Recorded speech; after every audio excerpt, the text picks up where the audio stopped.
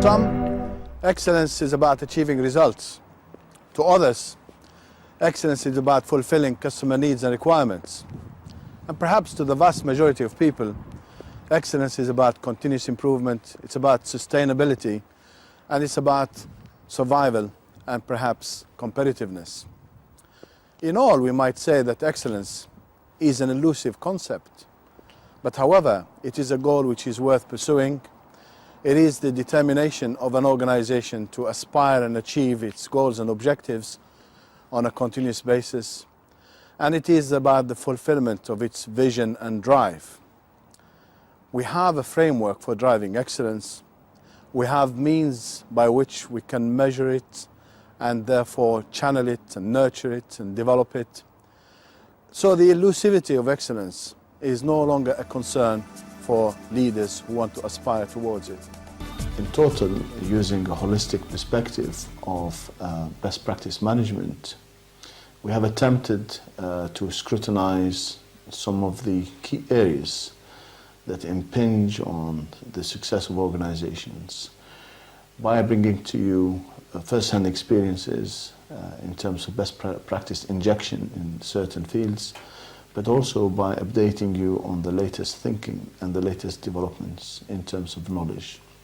The approach that we have adopted is really to convey the message that excellence is universal, excellence is compatible with the culture of any business, and that excellence is a goal worth pursuing regardless of size, regardless of basically the competencies that exist, and regardless of the motives that might exist within a business organization to achieve whatever they want to achieve. We hope that in the future you will continue to support the application of best practice management.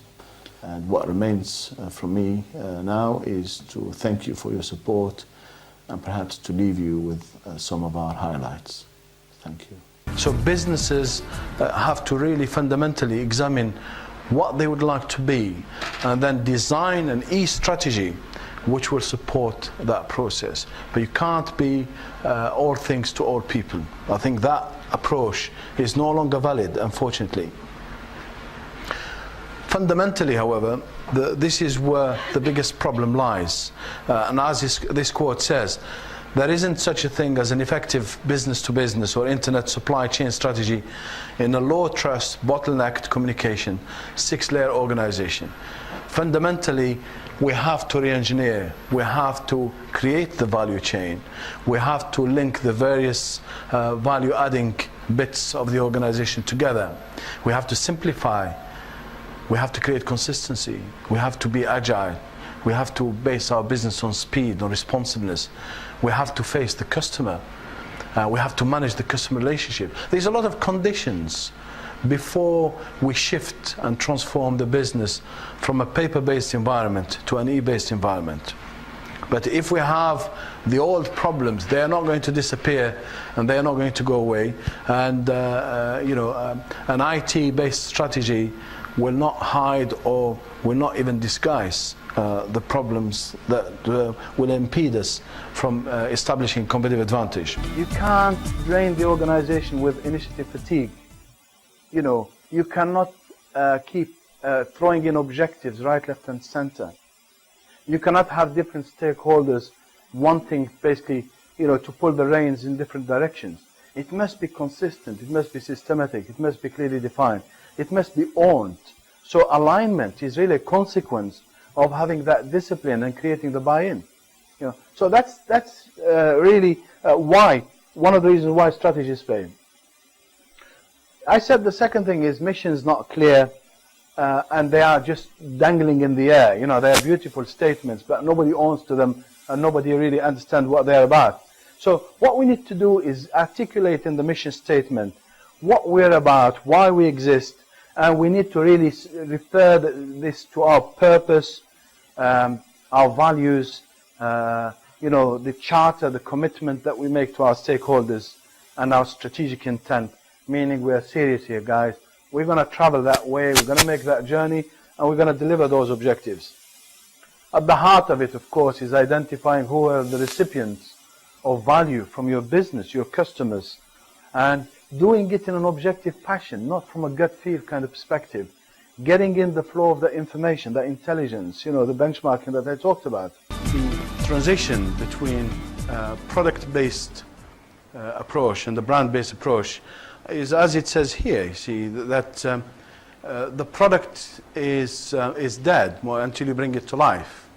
Whatever product, whatever service, it's really when it is consumed, it is when it is used, when it is exploited, when it has, if you like, a contact, a physical or an emotional contact with human beings, that it becomes valuable.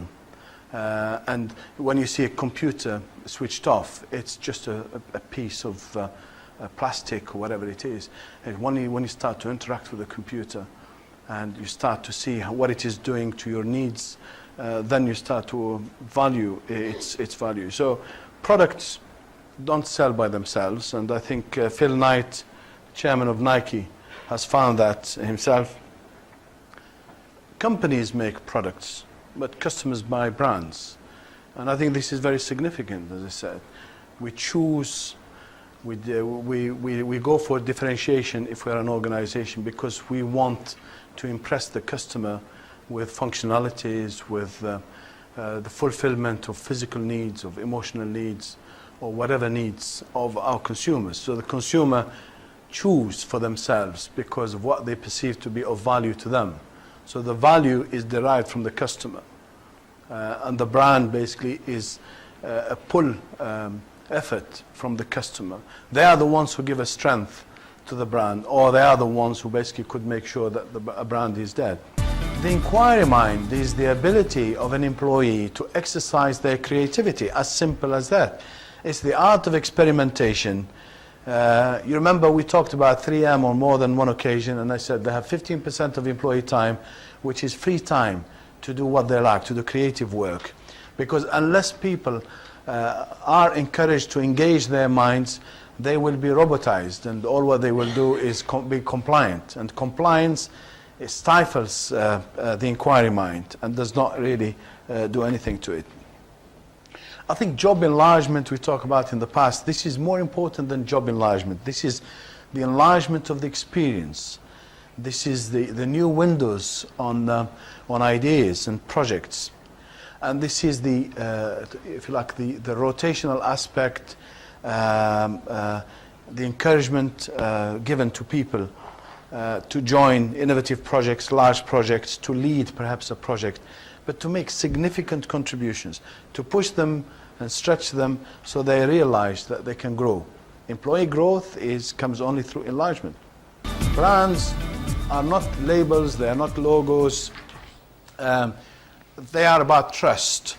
So I put a word there in capital, the word integrity, because at the end of the day, that's what brings trust. If I go to Body Shop and not go to Tesco or Asda to buy some toiletries or some personal products, is because I am a Body Shop kind of mindset, a human being.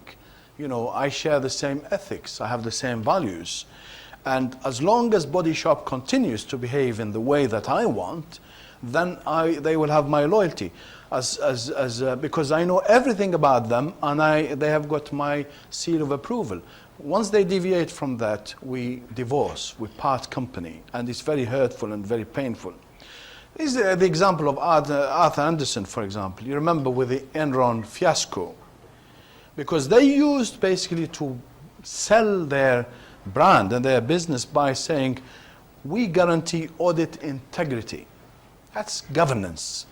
When we come in as internal auditors, our reports are transparent. We would have scrutinized everything about the business, and we present our auditor to the board and to the external basic agencies, to the investors. They buy our trust because we are Arthur Andersen, we are nobody else. As soon as that has been compromised, they lost everything. They lost their life. And you know what happened? The demise of Arthur Andersen, just as an example.